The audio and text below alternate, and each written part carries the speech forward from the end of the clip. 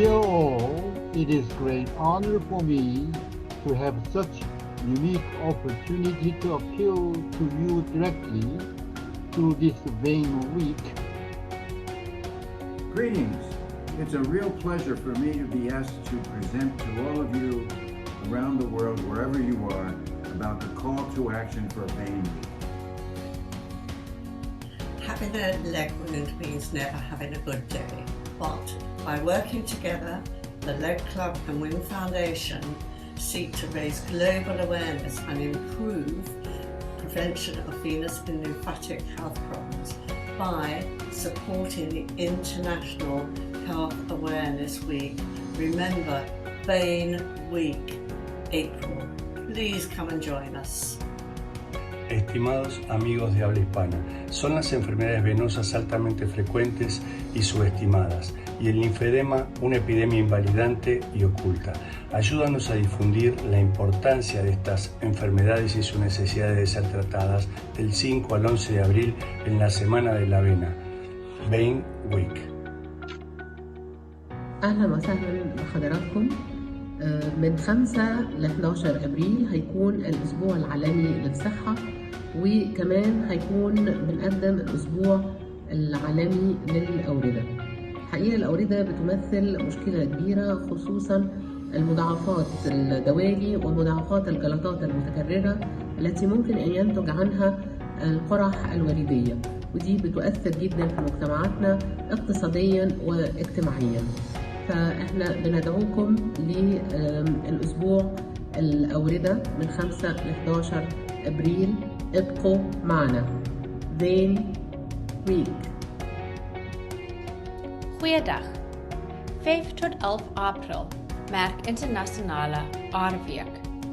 Ons hoop om bewustheid te skep van diep aardtrombose, bekkenare wat pyn in vrouens veroorsaak, en geswelde bene van die swak erkende toestande van lymfedeem en lipödem. Ons hoop om julle almal tydens Vein Week te sien. Halo, saya Dr. Liu daripada Malaysia. Pada 7 hingga 11 April tahun ini, komuniti Physiology akan mengadakan 1 minggu vena limfa. Pelbagai aktiviti akan dijalankan. Saya menyuruh kepada semua warga Physiology dan Vascular Society supaya menyertainya dengan bersungguh-sungguh.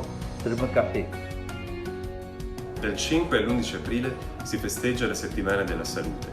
È importante però anche celebrare la consapevolezza della patologia venosa e linfatica. Patologia venosa, una delle prime cause di morte prevenibile. Linfedema, un'epidemia definita nascosta, troppo spesso misconosciuta. Quindi vi aspettiamo a braccia aperte per la Vein Week. प्यारे दोस्तों, आपको पता है कि विश्व में health को लेकर हम एक वीक सेलिब्रेट कर रहे हैं 5 से 11 अप्रैल। तो हम चाहते हैं कि उसी दौरान जो नीले रंग की खून की नसें जिनको हम वेन्स बोलते हैं उनकी बीमारियों को, और लिम्फेडिमा जो वाइट रंग की खून की नसें होते हैं उनकी बीमारियों को हम वीक में सेलिब्रेट करें और उनकी नॉलेज बढ़ाएं। बिकॉज वेन्स की बीमारियों से हमारी जो क्वालिटी ऑफ लाइफ है उस पर बहुत फ़र्क पड़ता है। अगर हम इसको एजुकेट करेंगे during this week, all the public and the doctors, उससे हमारे पेशेंट्स के लिए बहुत बेनिफिट होगा। तो प्लीज़ ऑल ऑफ यू हमारे को ज्वाइन करो वेन वीक 5 to 11 में। Thank you.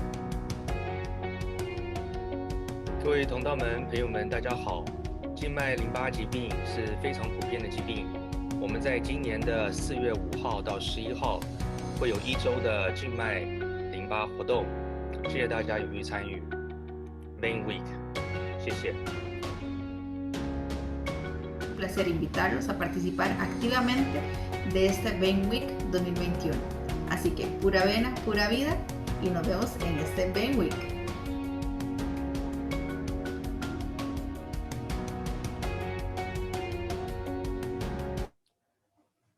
It's 4 p.m. Italian time, so it's time to say benvenuti, which in Italian indeed means welcome, as always with the image of the stunning Italian pavilion at the Universal Expo in Dubai, that, as you can see, is made by 3 upside-down boats, a metaphor, we could say, of the journey we are all having around the world.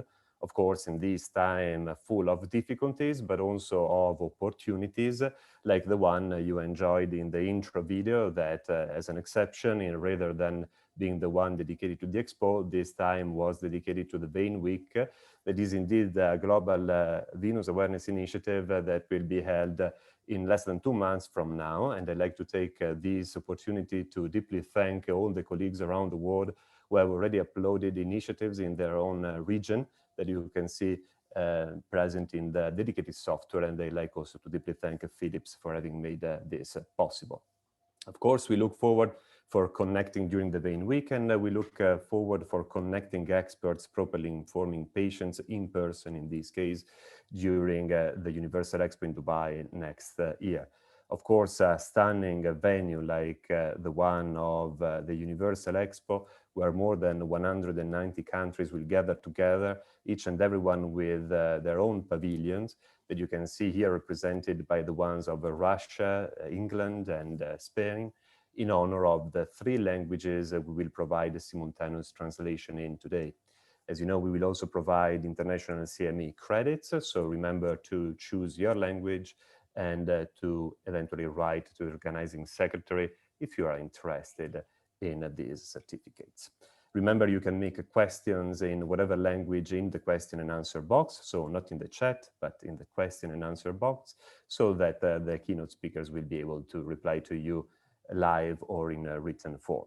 I'd like to deeply thank all the ones who have joined this educational road we have been working on in the last months, starting from the LATAF group, the China group, the Achieve project, and now the project dedicated to the very important topic of pelvic venous disorders that, as we know, has been defined a forgotten disease, while we know we should always remember about that. For this reason, we chose to enjoy this educational path with one of the biggest experts in the field, Professor Zaza Lazarashvili, and the Georgian Association of Angiologists and Vascular Surgeons, who we deeply thank for the teamwork, as we deeply thank all the stellar faculty members who joined along the way of this POP, as we deeply thank the ones involved today, and of course we will present them one by one. I'd like to deeply thank also Professor Altarazzi for having provided even more educational material in the educational platform that you can find in the VWin Foundation website. I'd like to deeply thank Alpha Sigma for having made this initiative possible through an unrestricted grant, and in particular Alpha Sigma Russia for the Russian translation. At this point, as tradition, I pass the mic to the colleagues and friends I consider also family. So, Oscar. Thank you. Dear all, I want to thank Sasa and Georgia for allowing us to share this scientific and educational meeting with you. I hope you will enjoy this last scientific meeting. Sergio? Thank you, Oscar. Willie? Good morning, good afternoon, good evening. 如果你没有任何的问题，请照我们的 Q&A 上，我们会尽快的为您服务。谢谢。Thank you. Thank you so much, Oscar and Willie also for connecting with the Chinese friends. And now the mic to the project leader, Professor Zaza Salvatore Lazarashvili. Zaza? Thank you, Sergio. The pelvic vein disorders online project will end in a few hours, and I hope that active cooperation in the management of pelvic vein disorders between doctors of different specialization will increase. However, the final webinar is still ahead, and with the traditional gong, I want to declare that it is open. Thank you, Zaza, for the traditional gong. I have the traditional Georgian bracelet. Let's hope it's a good omen for the final.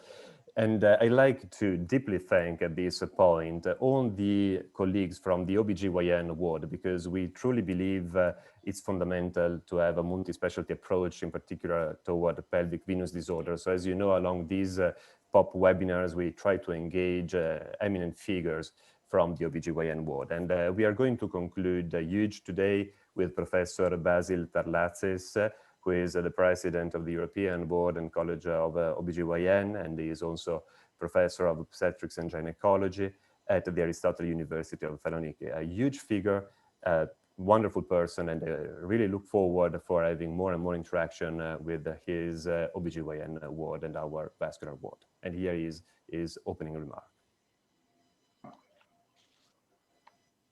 Professor Gianesini, distinguished colleagues, I would like to start by thanking you all for this very kind invitation to participate and address your symposium. I am particularly happy that your course promotes the interdisciplinary approach to the forgotten disease, and I truly believe that the multidisciplinary collaboration makes great teams, and this leads to better care for our patients, but also to higher quality of research. Thus, in my capacity as the president of EPCOG, which represents obstetrics and gynecology in Europe, I will do my best to promote this collaboration between my surgical colleagues and your group, in order to be able to understand and treat better those problems of the pelvic, venous, and lymphatic system. Thank you very much, and I wish you great success with your seminar. And we deeply thank Professor Tarlatzis, and now we get to the scientific part, and it's a huge honor and pleasure for me to introduce Professor Nila Kilnani from the Cornell University, one of the biggest experts in the field. We have asked him to talk about pelvic venous disorders, classifications, and consensus documents. So we are now going to enjoy his recorded talk, and then we will have him live with us.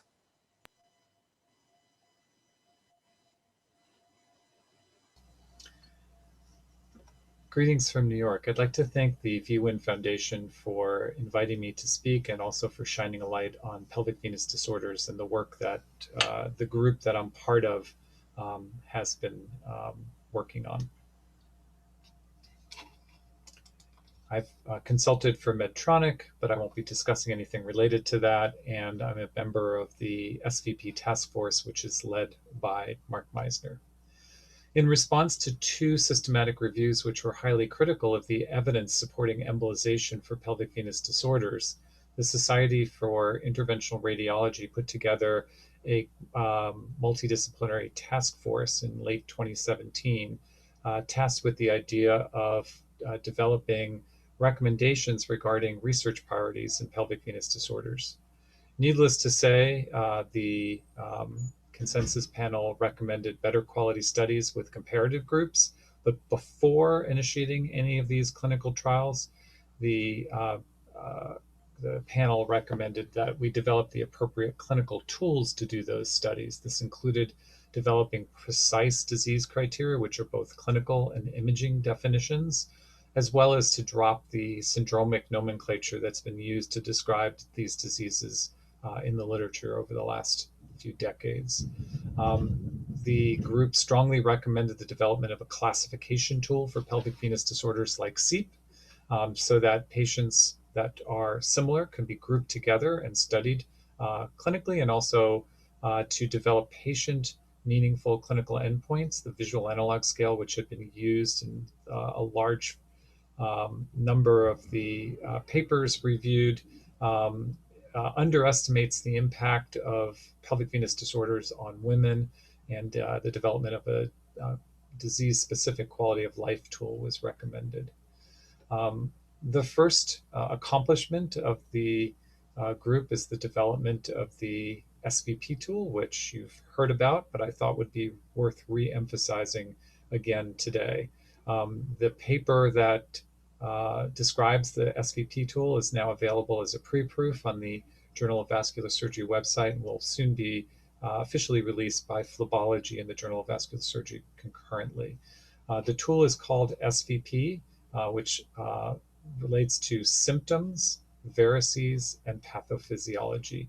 It was developed by consensus with input from both venous and gynecologic societal representatives from an international collection of organizations.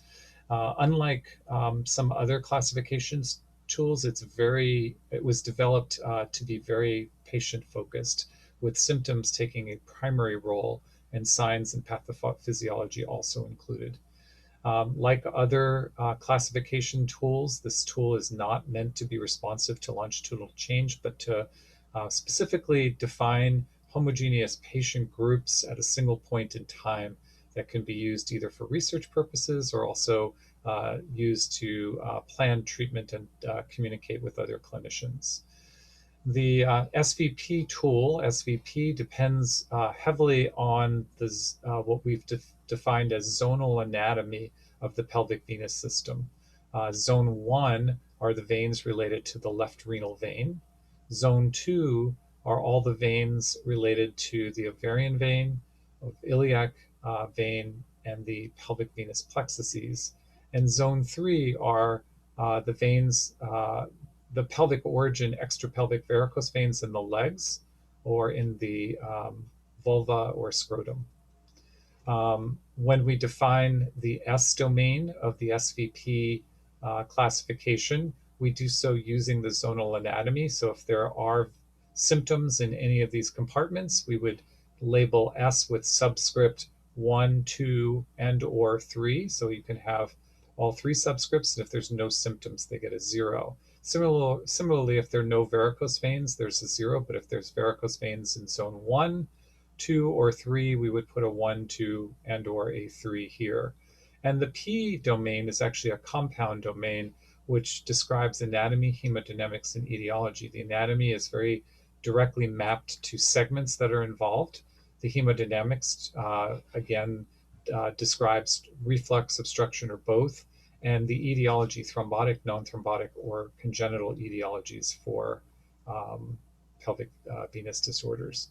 So what I'd like to do is just with 3 case examples demonstrate what a heterogeneous group of patients that might fall under the term pelvic congestion syndrome could be broken out into in terms of subgroups using the Svp classification.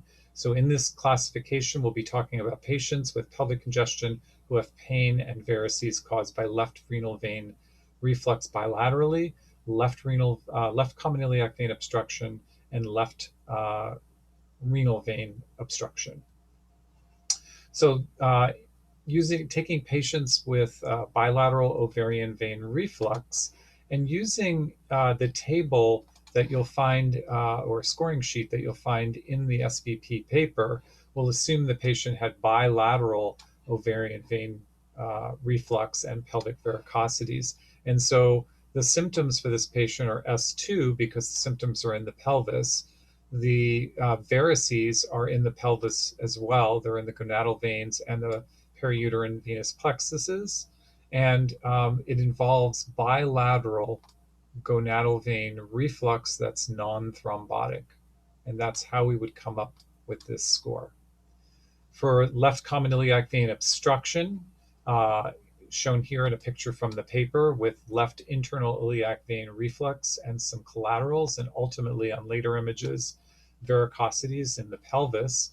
Again, we have S2, V2, but in this particular case, we have left common iliac vein obstruction that's non-thrombotic. We have left internal iliac reflux that's non-thrombotic.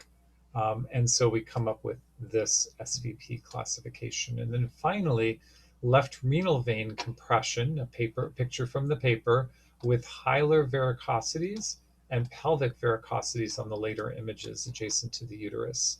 And so here we again still have just pelvic pain. So it's an S2. There are varicosities in the renal hilum and in the pelvis. So it's going to be a V1, V2. And the pathophysiology is left renal vein obstruction, non-thrombotic, left gonadal vein reflux, non-thrombotic, and left internal iliac vein reflux, non-thrombotic, and hence the SVP score that you see here. So with the SVP tool, we can take a heterogeneous population of patients and divide it to at least 3 groups, making the clarity of the description of a specific patient or a pool of patients much better. This can be done using an app that's now available in the App Store, the SVP Classifying Tool, which will give you a result, but I think the score sheet is very easy to use. And then to make my final point, I'd like to talk about a grant application that's in preparation that our work group is doing to develop a patient-reported outcome measure that can be used to assess outcome following treatment. It's actually 3 separate small studies. The first, a study to develop the tool, working with a company, Evidera, that develops patient-reported outcomes for industry-sponsored trials. They're going to take 15 or 20 patients that we're going to have referred to them who have pelvic venous disorders to identify what symptoms they describe through open-ended questions, develop a questionnaire, and then show that questionnaire to another 10 or 15 patients to understand the mechanics of that tool and how it's performing. We would then validate that tool in patients before and after treatment to see that the tool is sensitive to change in the patient's clinical status as compared to other quality of life measures. And then finally, we were going to test this tool in a patient population that has non-venous chronic pelvic pain to see what kind of overlap this tool may have, to see if it has any discriminatory power amongst the various chronic pelvic pain etiologies. So to conclude, our consensus panel would like you to consider using the term pelvic venous disorders and stop using syndromic names. To please, SVP in French, use the classification tool to classify patients based on their symptoms, varices, and pathophysiology, and to be patient as the quality of life tool that we're working on should be available in another hopefully 18 to 24 months. So happy Valentine's Day, and thank you for your attention and for having me at this meeting. And with this, we deeply thank Professor Kilnani, and we have him live, right, Neil? Can you hear us? Because we are going to get started with the usual word round in 10 minutes, inviting representatives from all the continents, and it's my huge honor and pleasure to introduce our friend Pong, also known as Professor Benyakorn, from Thammasat University, Bangkok. Pong, your question, please. Hi. Yes, we can hear you. Okay. Hi, Neil. I'm very impressed for your presentation. That is very clear for the classification. But I have 2 questions for you. First, it is necessary to clarify all of the compensate varices, such as left orient vein drainage is to right. We have to clarify on the right also. And the second one is, does the SVP classification can be used as a guide for the treatment strategy? Thank you very much and happy Valentine. Thank you very much. I lost part of the signal for when you asked the first question, but to answer the second question quickly, yes, I think the tool has benefit for use in clinical situations, just like Svp Tool does in terms of classifying things quickly in your head and then utilizing those classifications to identify appropriate pathways for care for that particular patient. So I think it's going to serve a great purpose in that role as well. It'll serve a great purpose in communication between healthcare providers, but it's going to be essential in research and reporting as a reporting standard.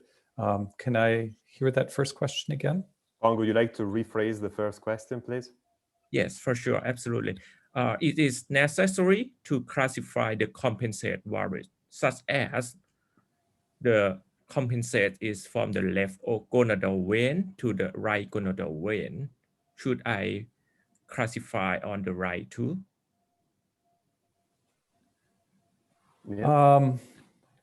Maybe I'm just not understanding the question, but I think the concept of compensation, which is something that Dr. Meisner developed, is implicit in the SVP tool in the context of if you have a left renal vein obstruction built into the code and you do not see an ovarian vein reflux built into that code, then that patient is an uncompensated left renal vein obstruction. As opposed to if you have left renal vein obstruction and left gonadal vein reflux, and then that patient is physiologically compensating their left renal vein obstruction with reflux into the pelvis or collateral flow into the pelvis. So if that's the answer to your question, I think we fly now to Mexico, and then we will discuss about this another time in case. So thank you so much, Pong. And now we fly all the way to Mexico, thanks to Zaza, who will introduce the next key opinion leader. Okay, Sergio. I want to introduce Dr. Alejandro Gonzalez Ochoa from Mexico, who is the leading figure from Mexican Venous Work. Thank you. Dr. Nila, always enjoy your lectures. My question is regarding the diagnostic tool that we're using when we try to classify. At least in Mexico, and I assume in Latin America, it's very hard and expensive to do CTs or phlebologies, and many of the physicians will try to use ultrasound. Do we have to specify in the classification what tool that we use? Because not only ultrasound, I know some people are very good at doing them, but it can be very limited. And do we have to do a vaginal ultrasound to be specific with the classification? Where's your take in this? Yeah, thank you for that great question. And I thought, I think the original Svp classification did include in its coding the method by which physiology and anatomy was demonstrated or evaluated. The SVP classification doesn't include that.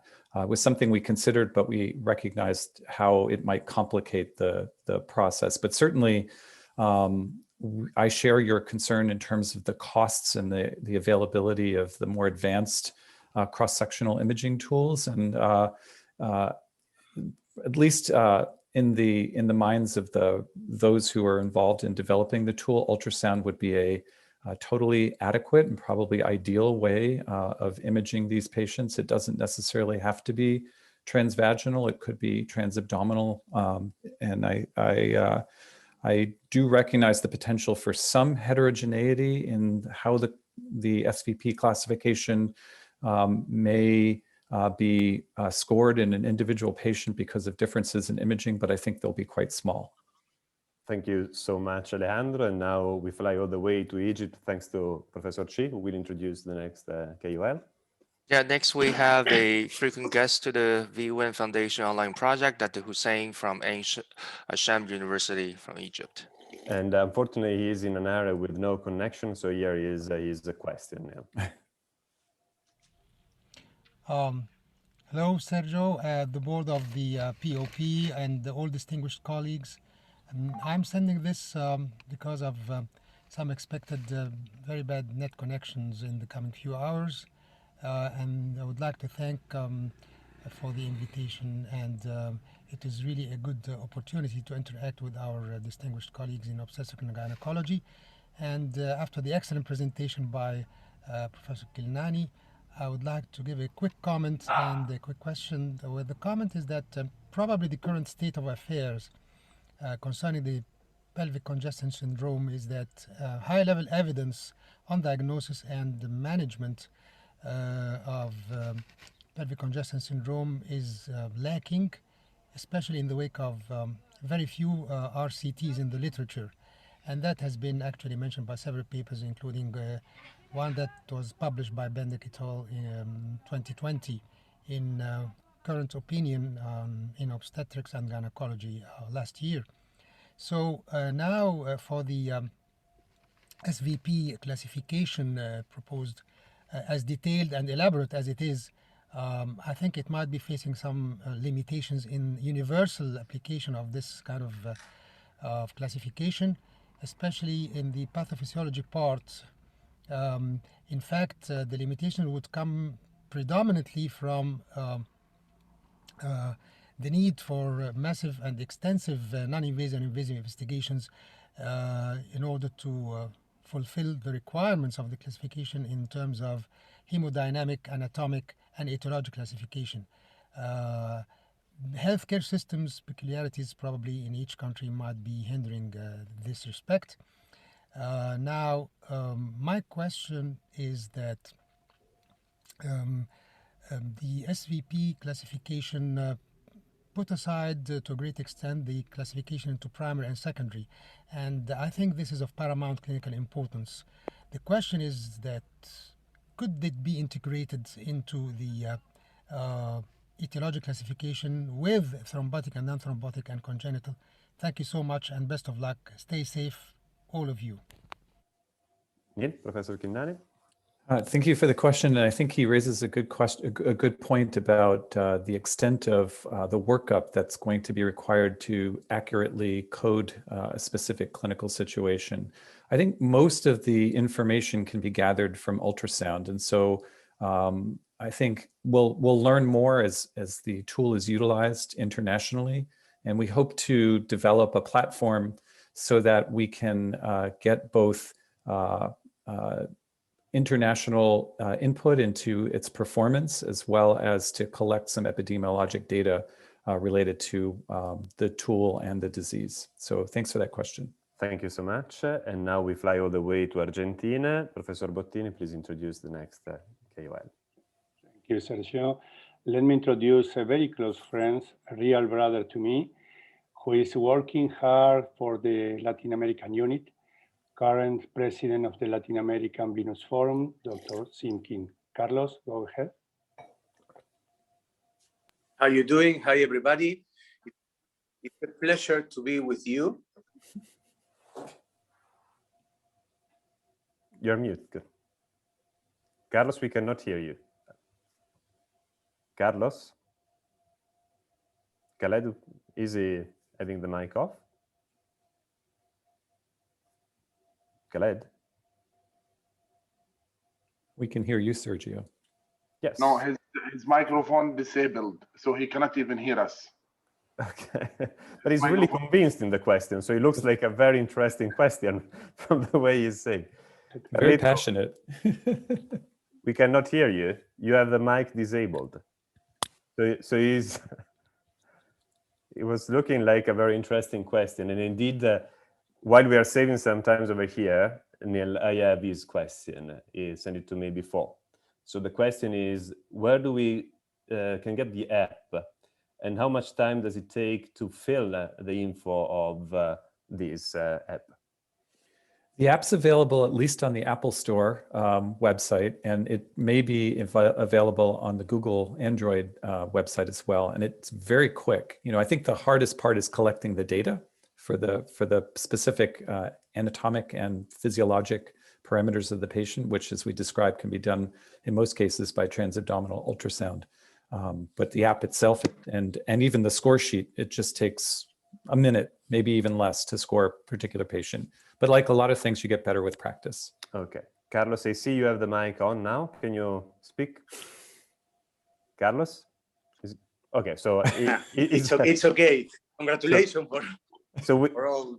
That was the question, right? This, and I hope that I will download it and use it every day, and stop using the syndromic names, please. Okay. Thank you so much, Carlos. And now it's time for the audience, Neil, and then we'll leave you to your Valentine. And the question is coming from Alejandra Carrera. It's in Spanish, so let me translate it for you. Excellent presentation. I'd like to know your opinion about which investigation is superior and which one you're using. Basically, transvaginal ultrasound versus the ultrasound scanning as described by Professor Labropoulos in his publication with the linear probe.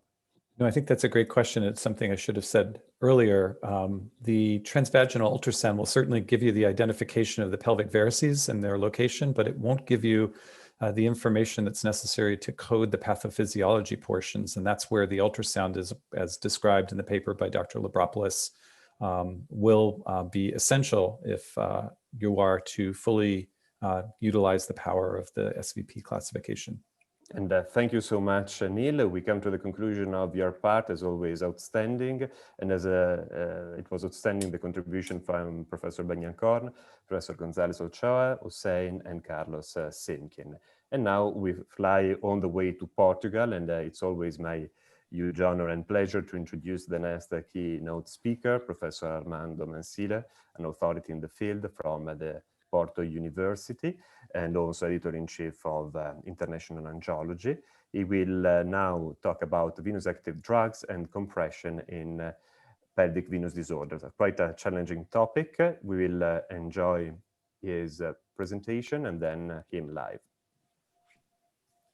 Thank you for this kind invitation to present this topic on vein-active drugs and graduated compression in pelvic congestion syndrome. I don't have any disclosures for this specific presentation. For this medical condition, we can find different terms in the literature like pelvic venous disorders or pelvic venous disease. However, since the final agreement on the optimal nomenclature still has not been reached, the consensus document produced by the International Union of Phlebology in 2019 and published at the International Angiology Journal has defined and decided that the term should be considered as pelvic congestion syndrome, which according to the task force members of this publication, it was included in the recent international classification of disease and also on the vein term transatlantic interdisciplinary consensus document. According to this UIP consensus document, pelvic congestion syndrome can be defined as chronic symptoms which may include pelvic pain, perineal heaviness, urgency or micturition and postcoital pain caused by ovarian and or pelvic vein reflux and or obstruction, and which may be associated with vulvar, perineal and or lower extremity varices. Concerning the pathophysiology, we can read in this document that venous hypertension is a leading factor in the development of pelvic congestion syndrome, and that the structural changes of pelvic varicosities are similar to those in varicose veins elsewhere, including fibrosis of the tunica intima and media, muscular hypertrophy, and proliferation of capillary endothelium. Having this in our mind, it is important to understand if in our daily practice, do these patients benefit and how they benefit with the treatment with vein-active drugs. To answer to this question, we should consider our knowledge on the similarities with the pathophysiological mechanisms of chronic venous disease and implications for vein-active drug therapy, As this concept includes the hemodynamic abnormalities, the increased venous hydrostatic pressure, venous hypertension, the release of inflammatory mediators, and so at baseline the concept of chronic inflammation. And most probably this release of inflammatory mediators is the responsible for the activation of C fibers nociceptors and in consequence the production of symptoms. And these symptoms are diffuse and pleasant with a significant impact on the quality of life. In resume, what do we expect from a vein-active drug? A vein-specific anti-inflammatory action, inhibiting the expression of endothelial cell adhesion molecules, as well as the surface expression of some leukocyte adhesion molecules. In this review article published in 2018 at the International Journal of Molecular Science, it is possible to observe for each veno-active drugs, and the most important available drugs in the market were considered in this manuscript. And as I was saying, for each veno-active drug, the pharmacological actions that are related and also the clinical benefit. And what about the published evidence? According to this recent UIP consensus document, we can read that the early enhancement of venous tone with MPFF may restore pelvic circulation for patients with pelvic congestion syndrome. By relieving pelvic symptoms such as pain and heaviness, MPFF represents therefore an option for these patients. But in fact, this evidence is not high level, as the authors considered only 2 publications to base this recommendation. And what about this different question, if do these patients benefit with graduated compression? If we consider, again, similarities with chronic venous disease and varicose veins of lower limbs, we know that the elastic compression stockings are seen as one mainstay of the treatment, decreasing venous hypertension, decreasing valvular reflux, and so having, as rational, the potential to improve the quality of life. To the best of my knowledge, the evidence, the published evidence to answer to this question is poor. A recent publication in Physiology in 2018, the authors concluded that research has shown the efficiency of class 2 compression shorts in the treatment of patients with isolated extension of intrapelvic venous plexus. Class 2 compression stockings do not have any impact on the clinical manifestations of pelvic congestion syndrome. And in fact, in the same document that I mentioned before, the UIP consensus document published in 2019, we cannot find any recommendation on this issue.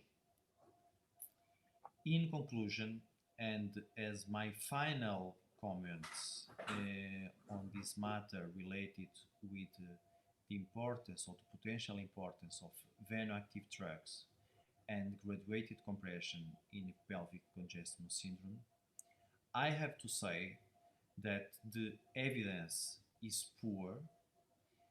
We don't have strong recommendations on this matter from the literature and in particular in the latest UIP consensus document. Thank you for your attention. And I like to deeply thank and congratulate Professor Mansilla because indeed this was a very challenging topic Professor Zazza and I gave him, and we really appreciate he was able to go through it with the usual knowledge he has. Armando, you're with us, right? Can you hear us? Yes, Sergio, thank you. Well, welcome and congratulations again, and also congratulations for International Angiology getting to more than 12 impact factors. So congratulations for many things. Thank you, Sergio. Let's get started with the World Scientific Round in Bulgaria, and it's my huge pleasure to introduce Professor Elena Goranova from the Bulgarian Venous Forum, and here is her question. Elena? Elena? I cannot see. Oh, you're mute. Here you are. Is okay. Hello. Yes. Good afternoon, ladies and gentlemen. Thank you, Sergio, Oscar, and Willy to inviting me in this forum. I would like to make a congratulation to Armando. Hello, Armando, for your remarkable lecture. Speaking about venoactive drugs, they improve pelvic congestion syndrome patient compliance. How are we expected to proceed with those who suffer a constant intense pain? For example, in cases of hemorrhoids, acute crisis, MPFF are prescribed in 6 tablets a day. Should we increase the daily drug dose during the pelvic congestion syndrome acute phase also? Thank you, Elena. Good afternoon to all of you, Sergio and Zaina and Zaza. Thank you for your kind invitation, and also to all my friends all around the world and these distinguished speakers and panelists in this afternoon. Elena, thanks for your question. As I mentioned in my presentation, the evidence is not so robust concerning the use of venoactive drugs, and is even poor regarding your question about increasing the daily doses of any venoactive drugs, and in particular for MPFF. And as you can heard from my presentation, we cannot find so many publications in the literature to support or not what you just mentioned, based on these potential similarities with the acute hemorrhoidal crisis. And I would say that to the best of my knowledge, and when we have to decide on this, to prescribe or not, and to prescribe even increasing the doses, it is important to work in close to other friends from gynecology and obstetrics, because we should not always, or we should always have in our mind that we cannot forget to establish different differential diagnoses in these pathologies, and in particular in this acute phase. So trying to answer to your kind question, I don't have nothing against. Probably you are right, but the evidence is poor. Thank you so much, Armando, and thank you so much, Professor Goranov, and we look forward for her initiatives at the Vein Week. I know she's preparing something great in Sofia. And now we fly all the way to Japan, and it will be Professor Zaza Salvatore to introduce the next key opinion leader. Good evening, Armando. Thank you, Zaza. Nice to see you, and it's a very interesting presentation because there is no practical data about these topics about the conservative treatment of pelvic venous disorders. And I want to invite Dr. Makoto from Yokohama University, who is a leading person from Japanese Phlebological Society. Please. And I like to deeply thank Professor Mo, because it's really late over there. He's still with us. He also sent us, as he's used to do, a wonderful question with slides, and then I think we'll have also him live. Thank you for presentation. This is discussion for Professor Mansuruha from Makoto, Japan. This study you demonstrate patient with pelvic pain without leg varicose pain shows are effective, but compression stocking is not effective.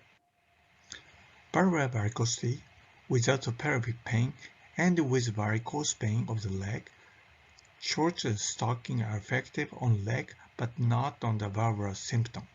These results are difficult to understand, but at least compression therapy seems to be effective. Most of pelvic congestion syndrome patients have severe pain for a long time. Clinically, I don't experience much of the improvement only by compression therapy. What is your clinical experience? Do you think improvement of the compression device will change the situation? Thank you very much.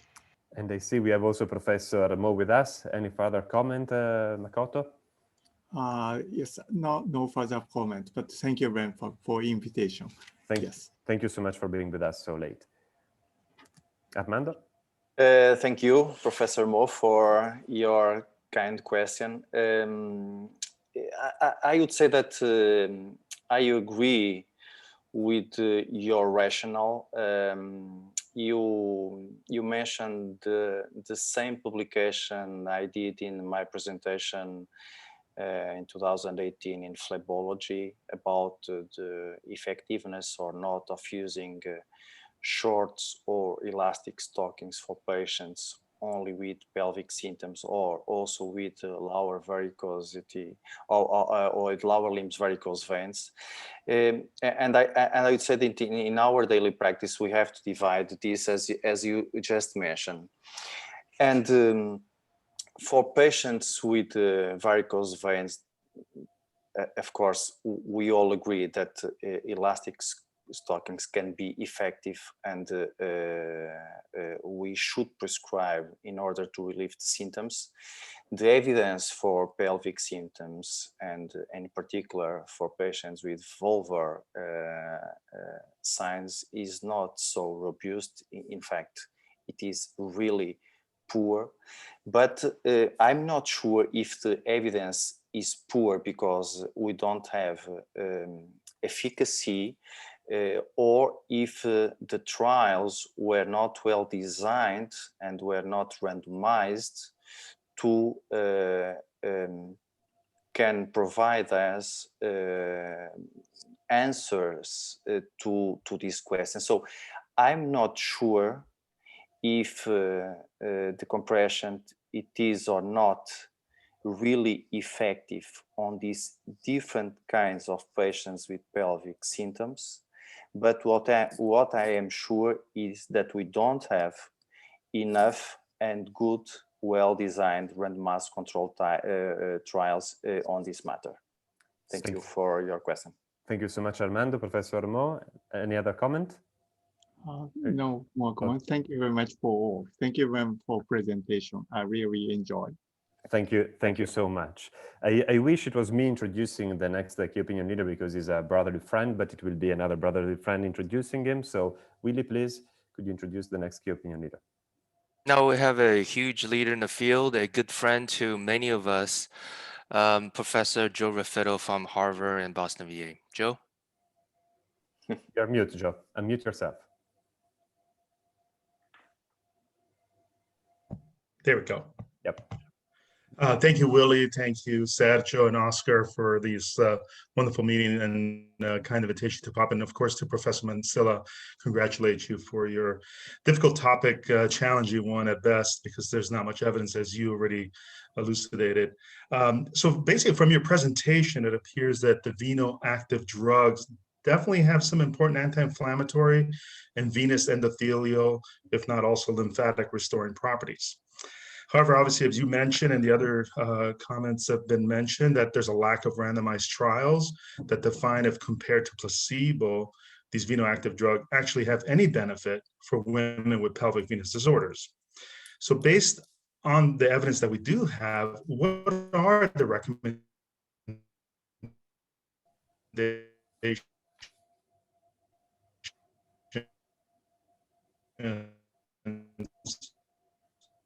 You're breaking up, Joe. Utilizing veno-active drug in patient with symptomatic pelvic venous disorders, in patient with severe symptoms, meaning that should we use the drugs prior to any kind of interventions? I thank you and look forward to your comments, Professor Mansilla. Armando, were you able to catch the question? I think so. Thank you, Joe. I lost a little bit in the middle of your question, but I will try to answer. And if not, please interrupt me in order to guide me in your question. As I mentioned, and as you just confirmed, we don't have we don't have robust evidence even for veno-active drugs. We don't have good, well-designed RCTs comparing veno-active drugs with placebo, and we don't have trials for all the available veno-active drugs in the market. What is, in fact, it was a little bit surprising for me. This was a challenging topic. I mentioned this to Sergio and to Zaza in our email conversation. And when I tried to prepare this, when I tried to find more evidence on this, for my surprise, I don't have, as I mentioned, publications concerning other veno-active drugs, as you have, for example, for lower limbs or even for hemorrhoidal disease. And in fact, what we expect as rationale for the use of these drugs is based on on our knowledge for the mechanism of action for varicose veins of the lower limbs, and this is related with the specific anti-inflammatory action, the increased venous tone, decreased venous hypertension, and so in fact trying to decrease the release of inflammatory mediators and produce less symptoms, less pain. So if I catch your question, in order to prescribe or not veno-active drugs for these symptomatic patients prior to different venous interventions, yes, I would be in favor, but again, without one-way level of evidence to support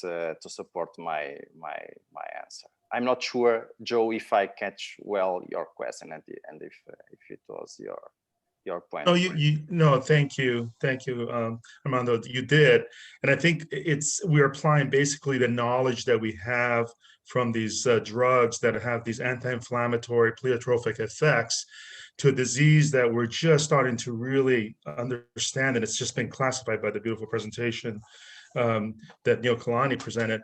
I think that one of the things that's lacking is that if we have a way to actually measure inflammatory markers in these individuals with a different SVP classification, I think that'll be very valuable, because if they do have elevated inflammatory markers, and you know those markers as well as I do, just like interleukins and obviously the TNFs and other ones, we can maybe say, yeah, maybe there is a similar pathophysiology to chronic venous diseases, and that maybe these drugs will use, but we obviously need clinical as well as basic scientific data. But thank you for your answers. I appreciate it.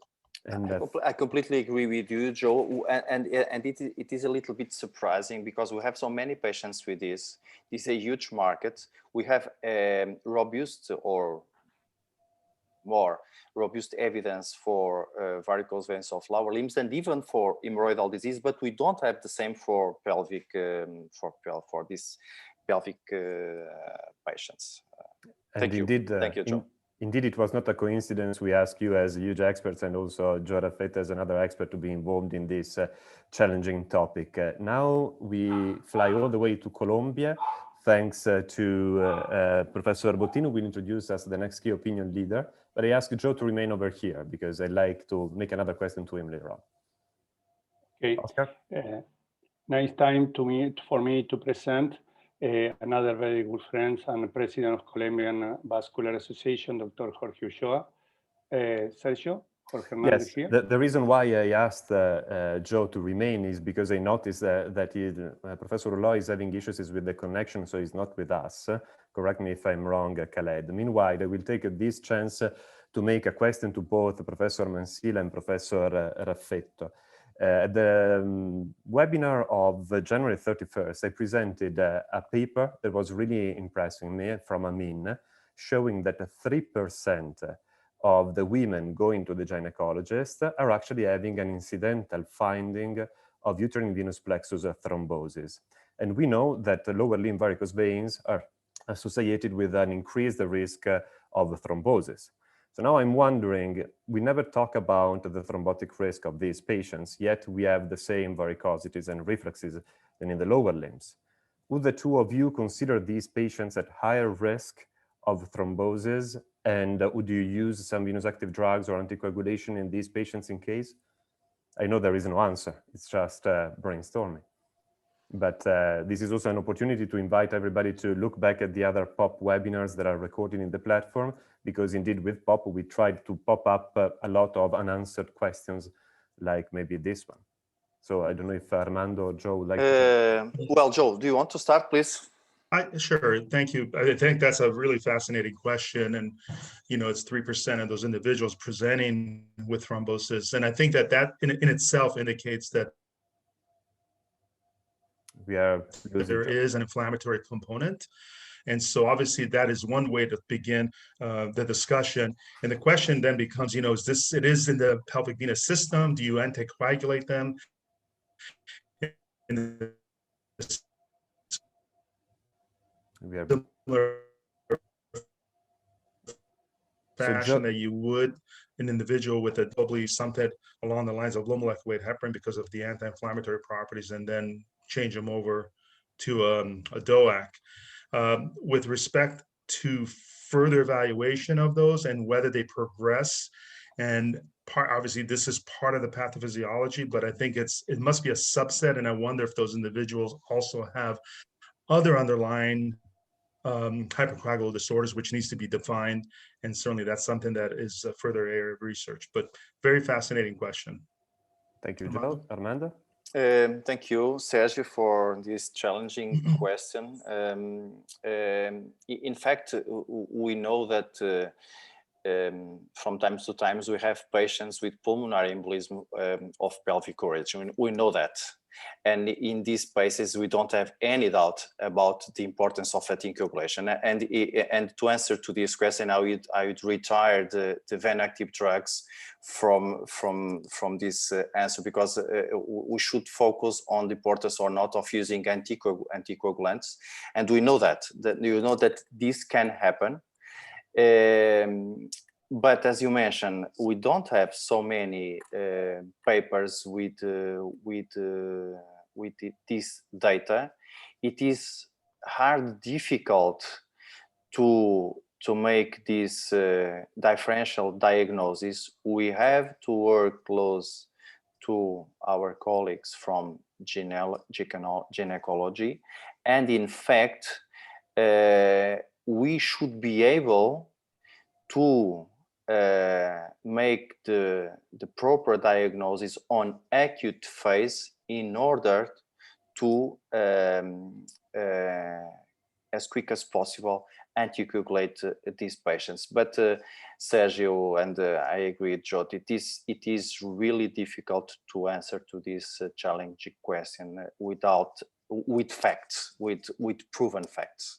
Thank you so much, Armando and Joe again. We thank you so much all the key opinion leaders involved in this round, Professor Goranova, Professor Raffetto, Professor McCott, and we hope Professor Ulloa is all fine. There are no issues on his side.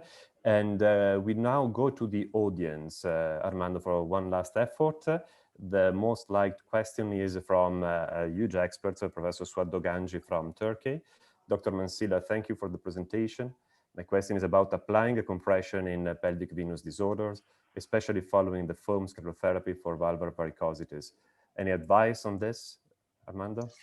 Well, as I have to say, as always, to be polite, thank you for your kind question, but I cannot say thank you for this question because in fact, I don't know the answer. So again, I understand the rationale.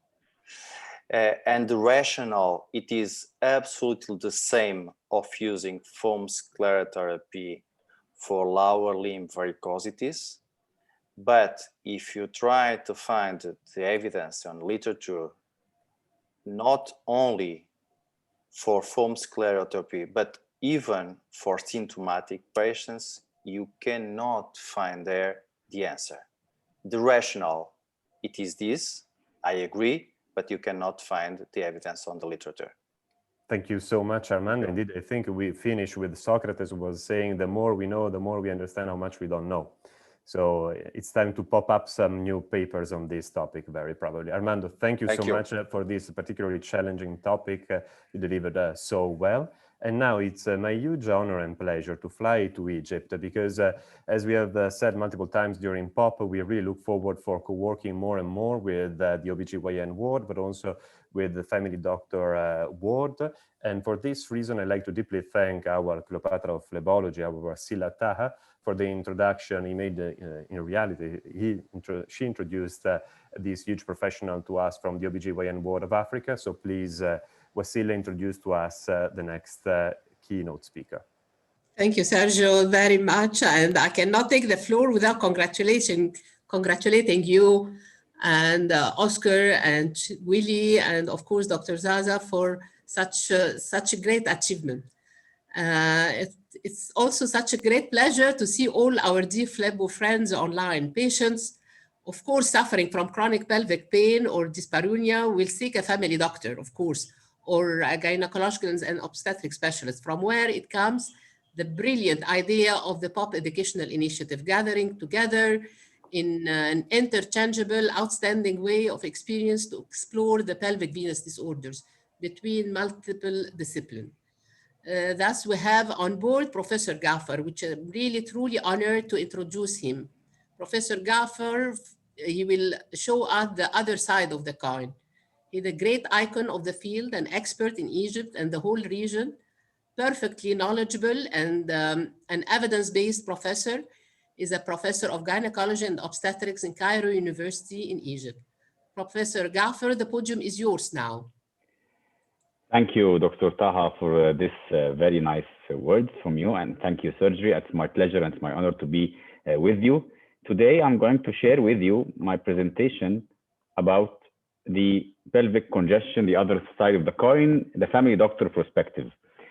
Of course, the gynecologist can be sometimes the family doctor, of course, and it's the first doctor that the patient resorts to when she has a problem, because it is a long relation between the family doctor, the gynecologist, and the family itself. So this is Addison's dictum. He said the doctor of the future will give you no medicine, but will interest his patients in the care of the human body, in diet, and the cause and prevention of disease. And I totally agree with Thomas Edison. Of course, you know what's meant by holistic medicine. Holistic medicine is the form of healing that considers the whole person, the body, the mind, the spirit, and the emotions. And according to holistic medicine philosophy, one can achieve optimal health by gaining proper balance in life. And this is, I think, what the family doctor should direct his patients to. This is the first line that we usually resort to. As you all know, also, the chronic pelvic pain is very common. It is, if you compare it to migraine, asthma, back pain, it is more or less the same or more frequent than those conditions. And of course, the chronic pelvic pain adds to the burden of the economic and social burden. It makes ladies does not go to work, and it's because of this of the cost and the lost time lost. Directing from the first presentation reduces the disruption of women's life and may avoid an endless succession of referrals, investigations, and operations. And of course, this begins with the family doctor. Of course, pelvic congestion is impaired circulation and drainage of the pelvic venous complex. And it was thought that it's a psychosomatic disease, but thanks to the work done by Beard's group at St. Mary's Hospital, it was properly defined after that. It is a chronic pelvic pain due to venous pelvic complex impairment. So it is a vascular disease with gynecological symptoms, of course. Many things lead to pelvic pain or pelvic penis congestion, mainly the varices that occurs with pregnancy, because during pregnancy, of course, the capacity of the pelvic veins increased by 60%. So if you're a multi-para, you got pregnant many times, the pelvic veins usually does not recoil to the normal, so the capacity is increased. Also, as you can see in these images, of course, the varices are very evident. And of course, a retroversion of the uterus sometimes adds to the condition. Of course, orgasmic dysfunction, which is if the lady is sexually stimulated but not reaching orgasm, may add.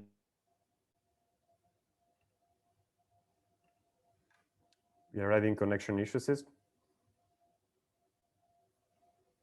Somatic dysfunction can lead to pelvic pain, or the chronic pelvic pain can lead to psychosomatic dysfunction.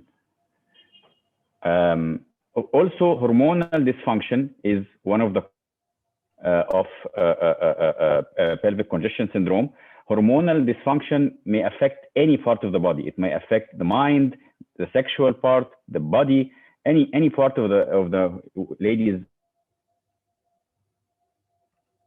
Okay, so if we are going, so we are going to go far with the recorded video because you are having connection issues from there. I'm ready on my side, so let's move forward from here. Congestion syndrome. The pathophysiology, as I said, not only the vessels are enlarged, but the flow is retarded. The flow within the pelvic venous system is retarded. So when your patient comes to you as your family doctor, what will she suffer from? Mainly it is pain. You will find her dull aching pain. Usually one side will predominate. Sometimes you will come complaining of low back pain. Dyspareunia, of course, is either deep thrust or postcoital aching. This is very common. The pain sometimes is combined with menorrhagia and menometrorrhagia, sometimes intermenstrual bleeding, dysmenorrhea, GIT, urinary tract symptoms, bloating, nausea, diffuse abdominal cramping, headache, fatigue, insomnia. It can come in any type of pain, of course. Psychiatric disturbance, of course, as anxiety and depression is very common. So how to examine such patients as a family doctor? There are some golden rules you must follow. Time, you should give adequate time for your initial assessment. You should let the woman feel that she's able to tell you her story and she's listened and believed. You should discuss with her the initial consultation ideas about what should she discuss with you and how can you help her. Scrutiny, to reveal factors that may be contributing the pain. You should be patient and try to identify the cause of the pain, and you should be comprehensive, of course, and try to identify the contributory factors rather than assign causality to a single pathology, because the pathology is usually a multiple pathology. You should be cautious and try to find if it is a common or unusual and rare causes of pain, because pain can be due to common causes, unusual or very rare causes. Partnership, you should encourage the woman to talk about symptoms, and you allow her to feel that there is a direct doctor-patient relationship with you, and she should feel that you are sympathizing with her and sharing the feelings that she's having, and she's not left alone. Of course, you should ask for history about the pattern of the pain, association with problems such as psychological, bladder or bowel symptoms, effect of movement and posture on the pain, effect of pain in her work and activities. This is a very good monitor, of course. And if she has she had taken previous drugs, and if these drugs has improved her or not. Of course, there are non-gynecological causes of pain. You should be aware of that, like urethral stone, appendicitis, IBS, diverticulitis, inflammatory bowel disease, adhesions. All these contribute, and there are non-gynecological causes of the pain. There's a very good pain scoring system. You can find it on the International Pelvic Pain Society, and you can use it to assess the degree of pain of the patient, of course, to see if she's really suffering or the pain is mild or moderate. Usually, when you examine a patient, this is the point of tenderness. You are going to see it is at the ovarian point, the junction between the upper and middle third of the line drawn from the anterior spheric spine to the crest to the umbilicus, of course. This is the point of tenderness you will see. You have to send your patient if you are doubtful about the diagnosis, or you need to confirm your diagnosis. You need to send her to do ultrasound, of course, Doppler, very important. Sometimes you have to ask her to do laparoscopy, hysteroscopy, MRI. You have to sometimes give her a therapeutic medical trial for 6 months, giving her GnRH analogs, sometimes antispasmodics, Mirena, diet changes, and then see if she improves. If she improves, usually this is pelvic congestion syndrome, of course. Of course, laparoscopy is one of the gold standards. The patient will come to you with these images of the congested veins of the pelvis to ensure your diagnosis. Other modalities you should do, and of course, this will be discussed later on, the venography, the ultrasound and Doppler. And while doing Doppler, you should take a history during the examination. How long has the patient been in pain? Is it diffuse or low focal? Is it cyclic or constant? Did she have the prior surgery or not? If she's menopausal, her hormonal status, she might be pregnant, of course. And you should do the ultrasound, and you should do that. The treatment, of course, it is a complex and it's a multidisciplinary treatment, of course. There are many medications that are taken in such cases, either symptomatic pain relief by psychotropic drugs as Gapten, of course, one of the most famous drugs. And sometimes we give medroxyprogesterone acetate to stop the cycle for 3 months and reduce the pain. Also, GnRH analogs can be given. Venoactive drugs such as Daflon and other micronized purified drugs to reduce the venous congestion. And surgery, of course, can be a last resort, like ovarian vein ligation or hysterectomy in some cases. Sclerotherapy is also one of the modalities that can be done to stop this pain with the ovarian vein embolization and the stent therapy. So to conclude, pelvic pain is common and impairs quality of life. Accurate diagnosis by the family doctor, of course, as the first line of diagnosis, requires a combo of ultrasound, physical examination, and history. Patients with pelvic pain deserve more than just a series of standard pictures of the uterus and ovaries. Those that we help are among the most grateful of all our patients, of course, because when you relieve someone from pain, he will be grateful for you for his whole life. I'd like to thank you very much for giving me the most valuable thing you have, your time. And I'm leaving now the floor, and I'm ready for discussion and questions. Thank you very much. And we deeply thank Professor Gaffar. Sorry if I had to override you. Are you here with us now? Can you hear me now? Yes. Now we can Okay. We can hear you, and we can get started with our World Scientific Round. And it's my huge pleasure to introduce from Ukraine a dear friend and a huge professional, Professor Chernuka Larissa. Larissa? Yes. Yes, here we are. Good evening, good morning, good afternoon to everybody. Thank you very much for such a wonderful and interesting presentation. But first of all, I want to congratulate everybody with such Valentine's Days and to wish to everybody to be in love. to be in love and with love. Dear Professor, thank you very much again for a very interesting presentation with such thoroughly presentation of symptoms, clinical pictures, and diagnostic tests, and modern opportunities of treatment. But my question is, what is your opinion about the role of the family doctors in the diagnosis and treatment of patients with pelvic venous disorders or pelvic congestion syndrome? And what can be done already at the initial appointment? Thank you very much for this nice question. Of course, the family doctor is the first doctor who sees the patient, and the patient is coming with pain. So I think the most important thing that he should do is taking proper history from his patient about the type of pain and the severity of the pain, and examine her well to know the site of the pain in relation to the menstrual cycle, taking history about any operations she had done, and then discussing with her the possibilities and referring her for usually Doppler and ultrasound, to my mind, is the most important modality of diagnosis. So history taking and proper examination and referral for ultrasound and Doppler is the most important thing.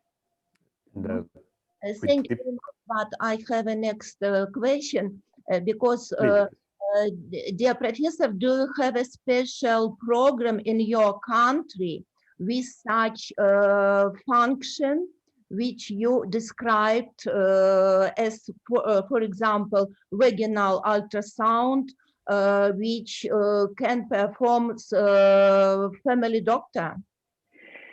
Unfortunately, in Egypt, there is the rare specialty of family doctor is a problem. We don't usually have a family doctor, so the gynecologist is considered the family doctor in many families. So the patient usually comes to me. So to my mind, what I do is take proper history and then first line do ultrasound in my clinic and then refer her for Doppler to be done properly. Thank you so much, and thank you so much, Professor Czernuka. And now we fly all the way to Canada. I wish it was me introducing such a nice figure, but it will be Professor Zazarashvili. Yes, I want to invite Professor Pauline Raymond Martin-Beu, who is from Canada, but who is really one of the leaders in phlebology. Please, Pauline. Unmute yourself, Pauline. Hello, everyone. And thank you to my half-brothers from the phlebology side of the family, Sergio, Oscar, and Willie. I'd like to congratulate and thank you, Zaza, for introducing me. Now, I'd like to congratulate Dr. Ghaffar. This is a very nice and comprehensive overview of pelvic congestion syndrome for family doctors.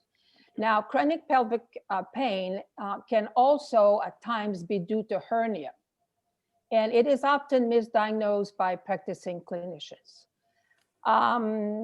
Since it is typical for women to have non-palpable or called inguinal hernia, what do you recommend to do to avoid delayed or misdiagnosed? Knowing that the ultrasound will not give you the diagnosis, what really are the indications for a laparoscopy? This is a very nice question, of course, because sometimes the hernia, as you said, can be hidden. And this comes part of the proper examination and history taking. You should take proper history from the patient because you can have an incisional hernia, you can have an inguinal hernia. So history taking for operations and history taking for other weak mesenchyme should direct you to the diagnosis. And laparoscopy, I think, can be done if you cannot find any proper cause that can lead to this. So I think it's a diagnosis of exclusion if you cannot find anything. But history taking, and sometimes when you do ultrasound, of course, you can detect the hernia. Sometimes we have very good ultrasonographers that can detect the hernia when they're doing the Doppler or doing the abdominal ultrasound. Thank you very much. And thank you so much to you, Pauline, also for the outstanding work you are preparing for the Vein Week in Canada. And now it's time to fly to Brazil. Thanks to Professor Bottini, we'll introduce the next KOL, even if I see he is having connection issues. So please, Oscar, introduce the next KOL. Thank you, Sergio. Finally, it's a pleasure for me to introduce a big friend and a huge Latin American leader, past president of UIP and real representative of the Latin American unity, Dr. Scuderi. But Angelo here? No, I see he cannot connect. So he sent me his comment, and that's more like a comment, Gafar, so no question. He's saying, as a vascular surgeon for almost 50 years, I would like to report my experience of having received or identified very few cases of this important syndrome in my daily practice. Without a doubt, I believe that this fact is due to the lack of diagnosis. Exceptionally, a patient seeks a vascular surgeon, a phlebologist, or even an angiologist for an abdominal or gynecological complaint. The most natural is for the patients to go to a gynecologist. I think, therefore, that first of all, it is important to carry out a campaign to clarify and disseminate this important knowledge with our colleagues gynecologists in order to always remember the possibility of the patients presenting with the pelvic venous congestion as an etiological substrate for her abdominal pain. In this way, a greater number of women will be able to benefit from a more effective diagnostic and therapeutic approach. So it's perfect to have you with us, dear Gafar. And now we fly on the way to Thailand, thanks to Professor Chi, who will introduce another huge professional figure. Yeah, next we have Dr. Wongklahan Wisut from the Thai Physiology Society. Dr. Wisut? And thank you for being with us so late. Unmute yourself. Okay, Dr. Gafar. Yes. Thanks for your nice presentation. Thank you. From Thailand, it's around 11 p.m. right now. All right. Yeah, but good afternoon for all attendants. Yeah, I would like to ask you about the investigation. Yeah. What is the first choice that you recommend to diagnose the chronic pelvic pain patients? Yeah, aside of history and physical examination, about the investigation, what is your preferable investigation? Like a duplex ultrasound, right? Yes. Yeah, of course. I think we go back again to transvaginal linear probes. So. Yeah. What I do is, at my clinic, I do ultrasound, transvaginal ultrasound, and I look for multicystic ovaries. I look for dilated arcuate veins in the uterus. I look for the tortuous pelvic veins. And when I see this, I really suspect pelvic congestion, of course, after taking history and knowing the pattern of the pain.